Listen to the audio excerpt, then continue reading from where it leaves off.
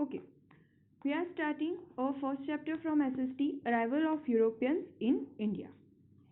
Our country, in previous standard, you have already studied about that. Our country is a leading country. सोने की चिड़िया उसे कहा जाता था. So, बहुत सारे कंट्री के लोग हमारी कंट्री से इन्फ्लुएंस्ड होके, हमारे कल्चर और प्रॉस्पेरिटी से इन्फ्लुएंस होके हमारे साथ ट्रेड करना चाहते थे. जो अरब ट्रेडर्स थे वो लैंड रूट से इंडिया के साथ ट्रेड करना चाहते थे.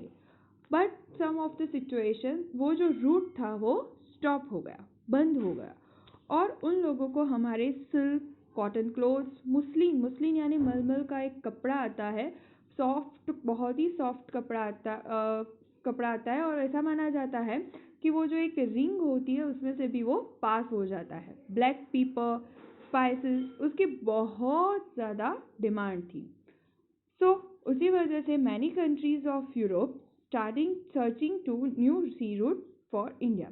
तो उसी वजह से यूरोप की बहुत सारी कंट्रीज थी जो इंडिया आने का एक नया सी रूट ढूंढ रही थी. अब हम आगे किस तरीके से उन्होंने सी रूट ढूंढे उसके बारे में पढ़ेंगे.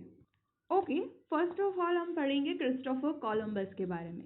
Christopher Columbus is an Italian explorer, brave sailor, and they are finding the journey to find the India. और वो इंडिया आने की जो जर्नी थी वो ढूंढने लगा, और वो पहुंच गया अमेरिका.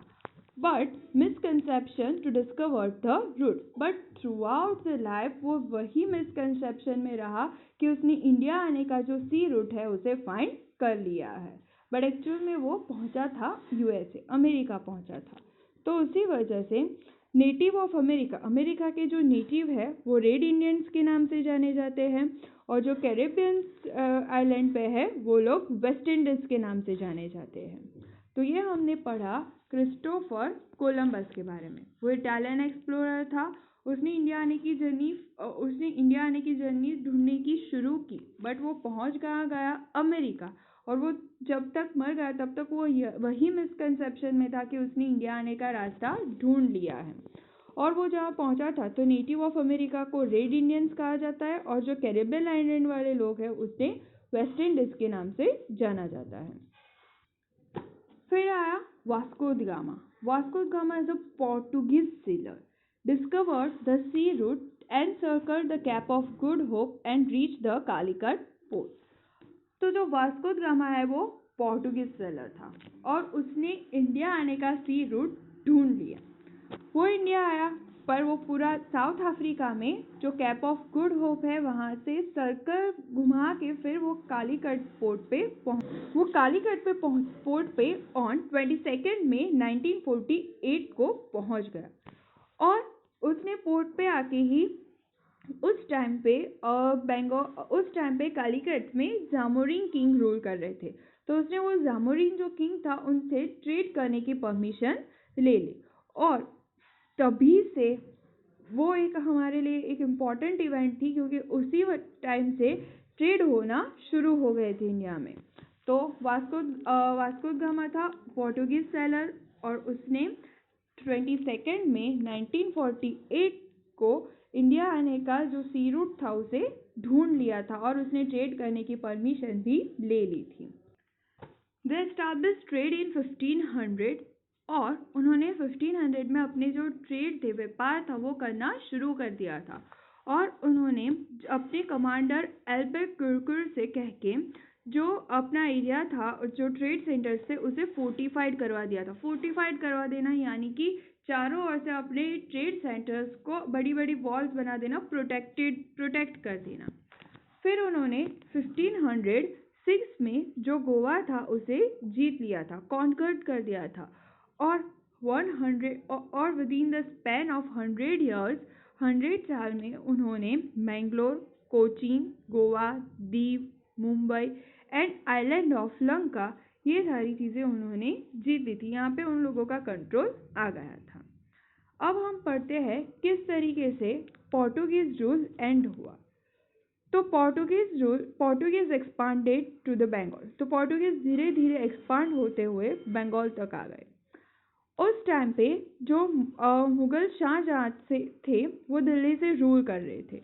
तो जो सूबेदार थे उन्होंने कंप्लेन कर दी कि उन्होंने जो पोर्टुगीज बिहेवियर था उनके लिए उन्होंने कंप्लेन कर दी मुगल शाहजहां से। तो फिर जो शाहजहां थे उन्होंने ऑर्डर दिए कि जो हुगली फोर्ट है उन्हें डिमोलिश कर दो, डिमोलिश करना यानी गिरा दो, और जो उन पोर्टुगीज शिप्स है उन शिप्स को भी जला दो। तो इसी तरह से जो पोर्टुगीज रूल है वो खत्म हुआ और इसी तरह से पोर्टुगीज रूल एंड हुआ। तो आज हमने पढ़ा कि नया सी रूट फाइंड करने की ज़रूरत क्यों पड़ी, फिर हमने पढ़ा कि Portuguese seller Vasco the gamma और क्रिस्टोफर कोलंबस, जो वास्को द गामा थे उसने इंडिया आने का नया सी रूट ढूंढ लिया था। अब इसी के बेस पे हम कुछ क्वेश्चन आंसर्स पढ़ लेते हैं। आज हमने जितने टॉपिक पढ़े हैं उसी के बेस पे। Okay, we are discussing first question, why did Europeans feel the need to discover a new sea route to India? क्यों यूरोपियंस को नया सी रूट डिस्कवर करने की ज़रूरत पड़ी? तो फर्स्ट ऑफ ऑल हम लिख सकते हैं, ये मैंने पॉइंट्स में लिखा है, अब पॉइंट्स के बेस पे से आप सेंटेंस खुद फॉर्म कर सकते हो।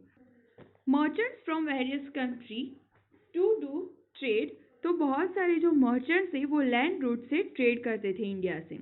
अरब ट्रेडर्स भी ट्रेड करते थे, बट वो जो लैंड रूट था वो बंद हो गया।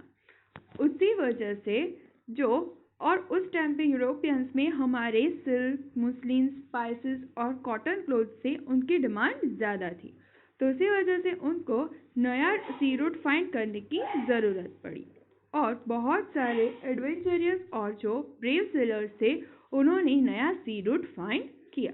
तो हम ये इसमें क्या आंसर लिख सकते हैं? तो सबसे पहले बहुत सारे जो मर्चेंट्स थे वेरियस कंट्री से वो लैंड रूट से हमारे साथ ट्रेड करते थे, Arab traders, but land route क्या हो गया? स्टॉप्ड हो गया और उन जो कंट्रीज थी उसमें हमारे सिल्क, मुस्लिन, स्पाइसेस और कॉटन क्लोथ्स की बहुत ज़्यादा डिमांड थी। उसी वजह से उनको नया सी रूट फाइंड करने की ज़रूरत पड़ी।